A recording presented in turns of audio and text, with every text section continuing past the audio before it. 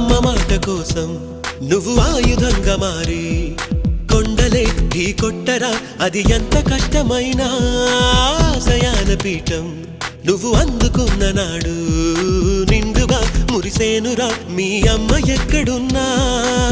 చేయూతే ఇస్తుంటే ఓ స్నేహ బంధం చరితల్లే మారాలి నువ్వెళ్ళు మార్గం. నీ ప్రతిభే చూపించే ఆ రోజు కోసం ప్రతి అణువు కావాలి నీ వెనుక సైన్యం.